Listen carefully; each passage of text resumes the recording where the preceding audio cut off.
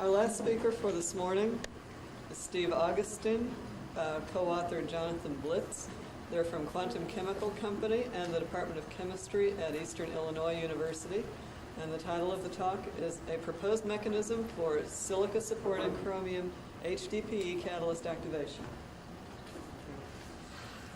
There's a pointer over there since laser pointer's not working so well. Good, thanks. Actually, I've got mine somewhere. As we've been going through this symposium, both with the talks today, yesterday, and the posters, excuse me, I've been impressed with how eclectic this group is. And I was talking with Sid during the break, and you might think that's kind of a polite word with one that may be more applicable to our group, but when you think about the types of surfaces that are being looked at, anything from what Andy just got done talking about, which are very precise, well-defined to the liquefaction of coal and waste tires, you're going from systems that are very, as I said, well-defined to things that are very, very complex and hard to understand.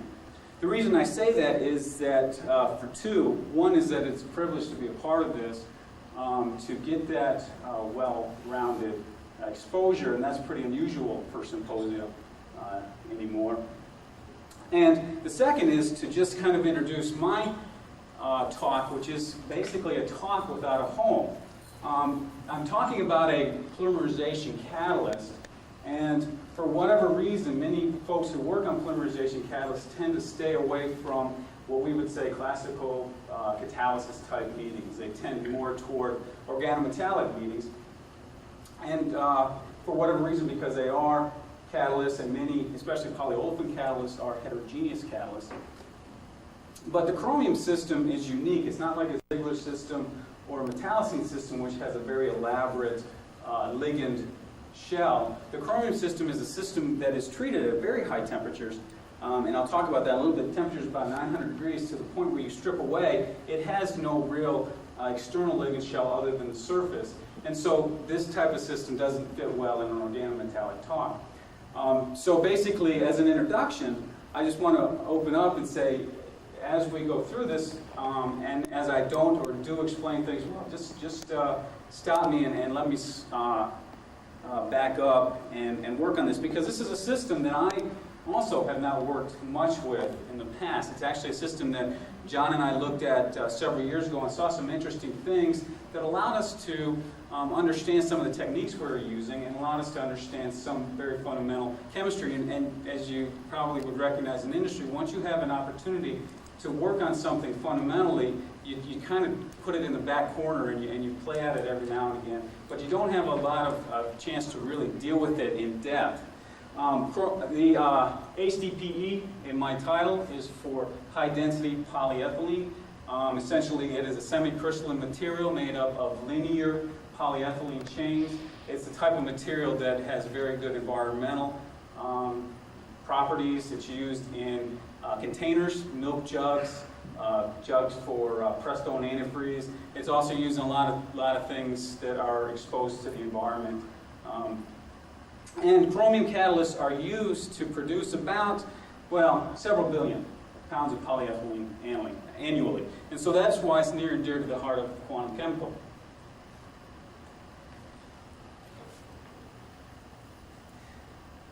Now this catalyst, you may recognize it by the name the Phillips catalyst. Basically it was developed at Phillips Petroleum many years ago. And as a result of that, McDaniel has done a lot of work, and this is some work by McDaniel and Welch. And this kind of shows what is important in making a high-density chromium catalyst. Essentially what happens is you can take a chromium precursor, put it down on a silica surface.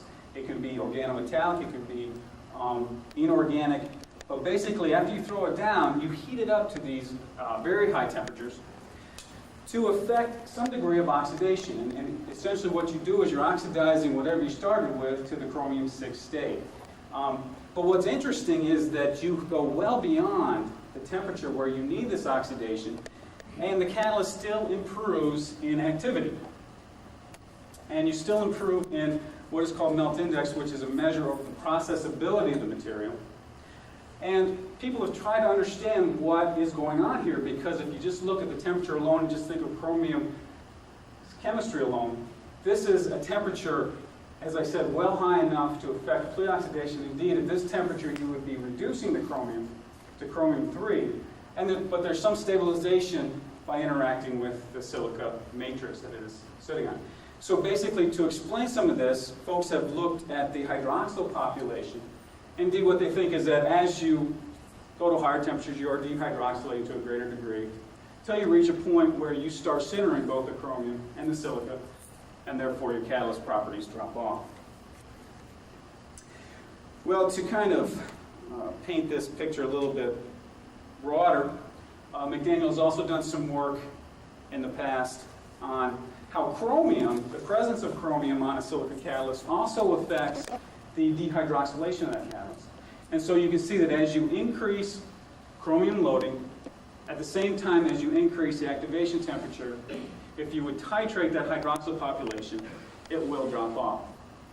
So the chromium chemistry is not only influenced by the hydroxyl population, but the presence of chromium influences how many hydroxyl groups are there during the reaction.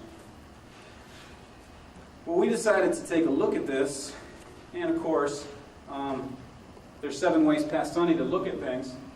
And what we have done is we have done an isothermal experiment and a temperature programmed experiment. Basically, what we start with is a basic chromium acetate. It's CR2 or CR3, 7 acetates, 2 hydroxyl groups supported on silica.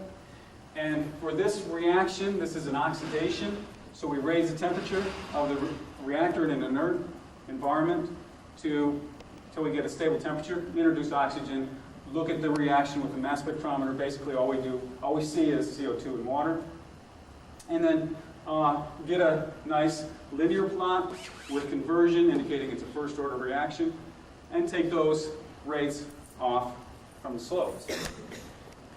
Well, the temperature program reaction, and many folks have been talking about those today, and for good reason. They give us a lot more information with a lot fewer experiments. Basically, do the same reaction. You don't have to stabilize the temperature, just ramp up from room temperature. Get a nice, in this case, a nice single decomposition peak. It's about 330 degrees C. And this has a lot of information in it that is not as apparent from that profile. Basically, you can take that profile and take the isothermal reactions. And I have to apologize for my power kinetic rate law that I lost that pre-exponent. But anyway, basically what you can do is you can linearize your temperature program reaction, and that is represented by these crosses, and you can compare it to the rates that you get off the isothermal reactions, and you can see that you get essentially the same information. So you get the same information from one temperature program reaction or 7 isothermal reactions, and the choice is fairly clear that you get more bang for your buck with the temperature program. You can also take that power law that you get, the activation energy, the pre-exponent, and take it back to your original data and see that you can explain the experimental observation with the numbers that you get.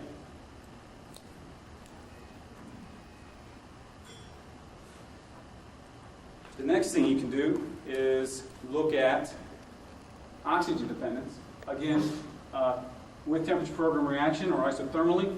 And you can see that as you increase the amount of oxygen introduced in the system, the peak will shift in temperature to a lower temperature, indicating that oxygen is involved prior to the rate determining step. And essentially take an arbitrary temperature, which shows 303 degrees, and take that rate at that point and compare it with results, again, from isothermal reactions. And essentially what we get is a straight line with an oxygen reaction of about 0.44.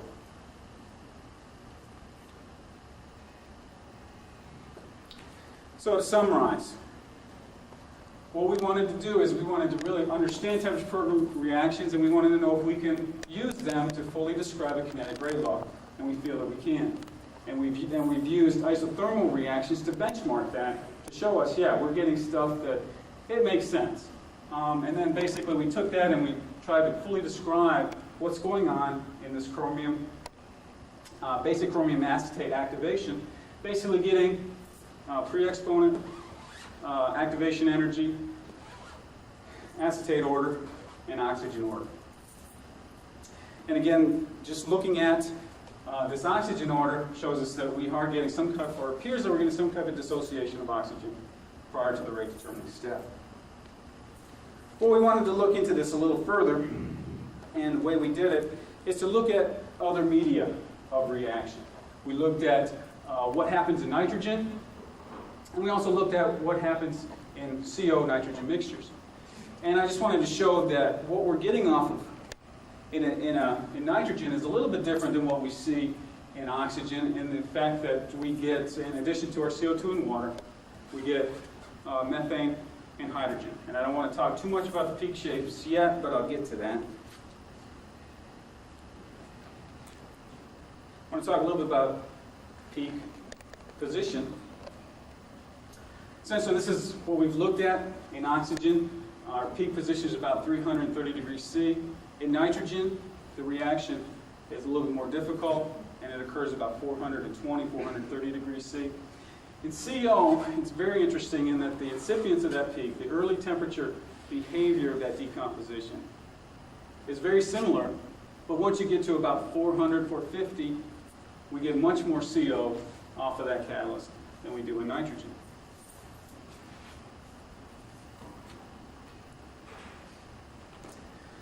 Now again, we wanted to understand a little bit about the kinetics, and those who have more experience with temperature program methods than I do would have said, yeah, you got a pretty symmetric peak. There should be a second order kinetic dependence. Well, it took me a lot of work trying to fit a first order model to that peak to show that it really didn't make any sense and the fits were very poor. But if we take, again, a second order fit, and this is second order in terms of the surface species, we see that we can fit that peak fairly well at incipients until we get to the high temperature regime where a lot of things can be happening and it gets kind of messy.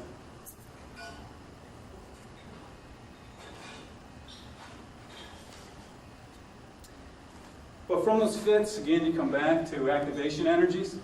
Seems like a typical refrain for what we're doing today, or these couple of days. Basically, the interesting thing is that though the rate orders are different, first order in that acetate species in oxygen, second order in nitrogen and CO, the activation energies are the same within experimental error.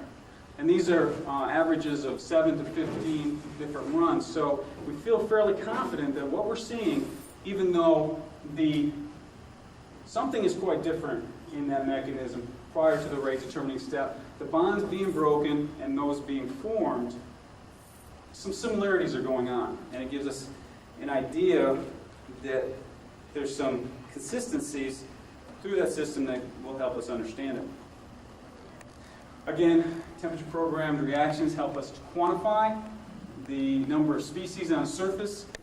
Just to give you a feel for the catalyst that we're looking at, it's got a metal loading of 0.9 weight percent, and that gives us about 408 micromoles of acetate on the catalyst per gram.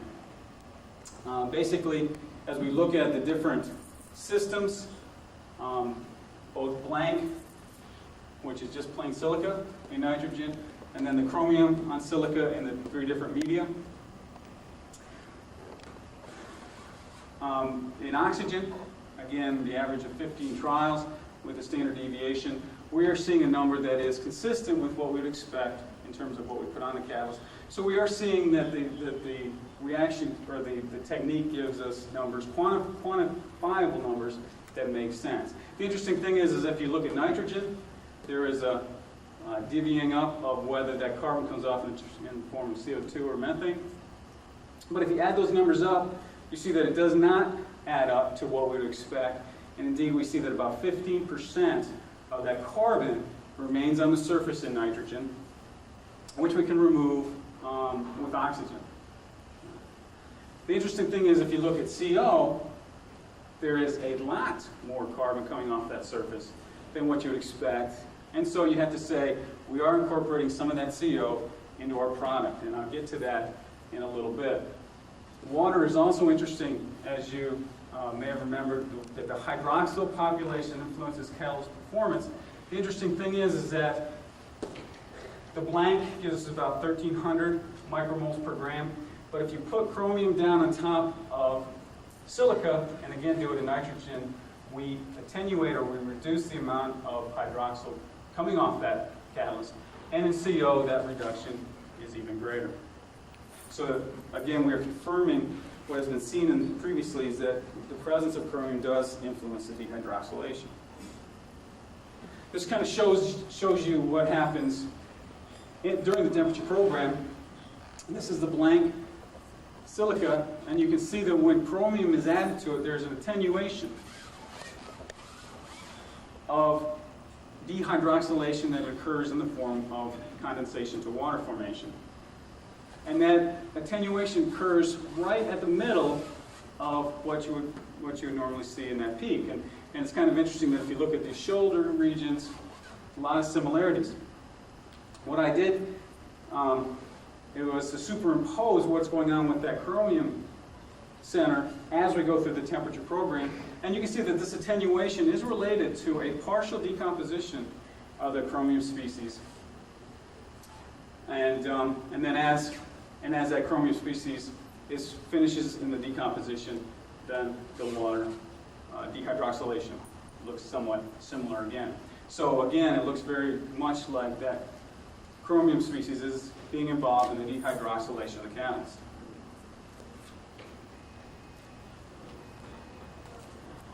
This can be seen even more pronounced, in a more pronounced way in CO. Basically, the large amount of CO2 produced corresponds with a very sharp attenuation in the amount of dehydroxylation occurring via formation of water. And this kind of goes back to what a lot of folks had seen many years ago, that when they dehydroxylated or activated the catalyst in CO, they saw an activity that you would associate with a higher dehydroxylation. And they proposed that what was going on was the water-gas shift reaction, whereas what's the water present is not truly water or molecular water, but it is the hydroxyl groups. So basically, it was proposed that the hydroxyl groups react with the CO, forming CO2 and hydrogen, and then a Isothermal. And we see here that this data confirms it, and again, it shows that the chromium is participating in the dehydroxylation. Well, I want to just kind of finish up here with some infrared data. And this is variable temperature diffuse reflectance data. And what I have here is, these are subtraction spectra, basically the difference between a chromium on silica catalyst and a blank silica catalyst, blank silica. And so what you're looking at is that when there is a drop or a negative deviation of this line, it is due to a species that is present on the blank silica that is not present or does not exist when chromium is present. And then a positive deviation is absorption that's due to some interaction, either to chromium species itself or some interaction of chromium with the support. So this is the hydroxyl region of the spectra, and basically this decomposition is done in nitrogen. You see that at 100 degrees, when we're just getting started, that there is a sharp attenuation of the hydrogen bond in silanols due to the presence of chromium, and that area is somewhat shifted over in this region to the lower frequency region. As we go up in temperature, this area decreases and shifts to the point where we get a single peak. Those hydroxyls are present, but they're absorbing in a different region of the infrared. This region of the infrared is the chromium oxygen stretching region. And again, we don't see anything really going on with that formation of chromium oxygen bonds.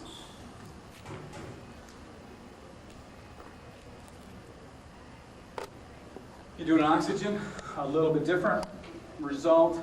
Basically, you see the same shift in absorption, but then as you increase that temperature, the shift decreases, or that absorption decreases but does not shift.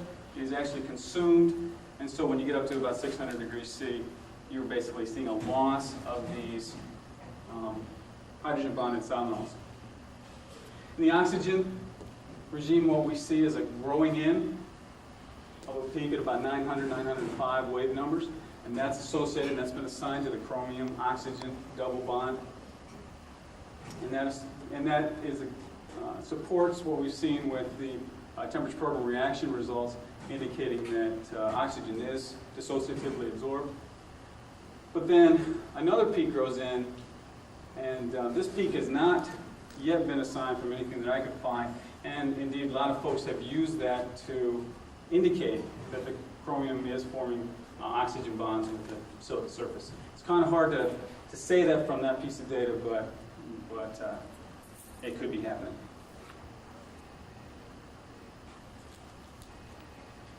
So to finish, what we've seen is that you put chromium species down, this what was a chromium, basic chromium acetate, and that they interact strongly with the silica support. And we see that the evidence is that they perturb the silica hydrogen-bonded hydroxyls upon deposition, and that they react with hydroxyls during activation. We either see an attenuation of the dehydroxylation in the form of water, or we actually see the water gas shift if we do that in CO. It appears from the kinetics that we're seeing that the decomposition of the basic chromium acetate begins at the methyl group. You have to dissociatively adsorb oxygen. It's 1/2 order prior to the reaction in oxygen, which shifts the reaction temperature by 90 degrees C. In CO and nitrogen, the reaction is 2nd order in acetate, and you could imagine or assume that this is indicating that there's some type of migration on the surface by these complexes, so that one acetate can offer its hydrogen to another acetate to allow that methane to desorb. And the reason being that we feel that they're both very similar is that the activation energies are very similar in the 3 medium. And finally, again, this is somewhat speculative, but it is actually well accepted in the literature that the decomposition in oxygen, there is bond formation between the chromium and the silica during the activation process.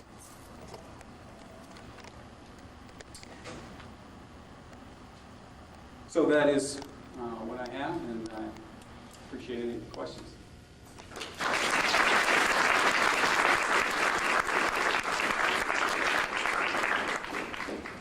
Again, we have time for questions.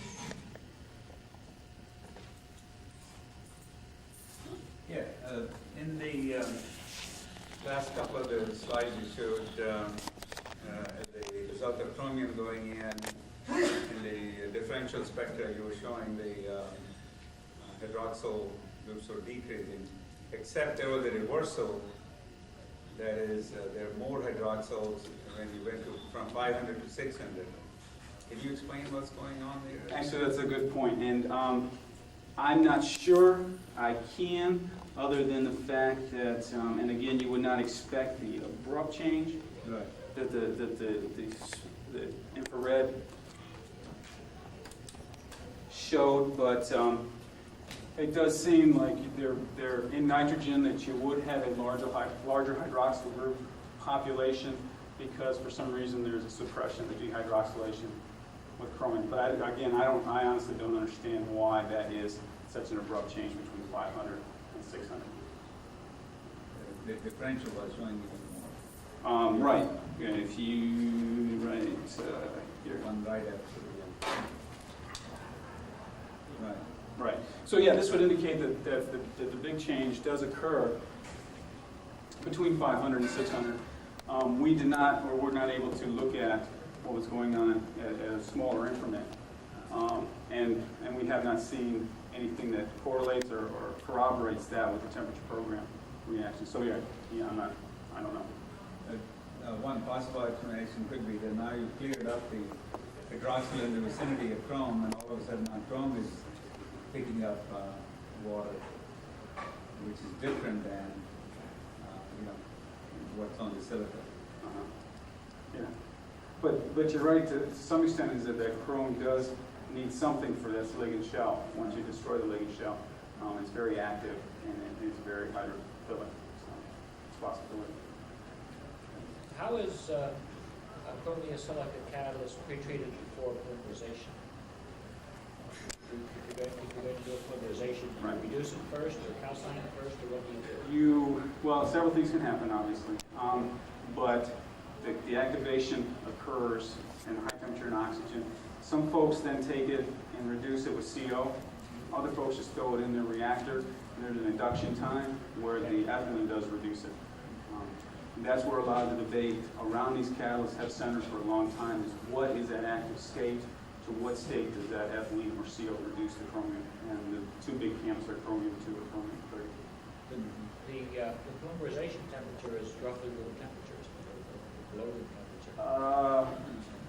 These are elevated above room temperature, but yeah, not terribly much because it's solubility. But the olefin will reduce the catalyst at 600.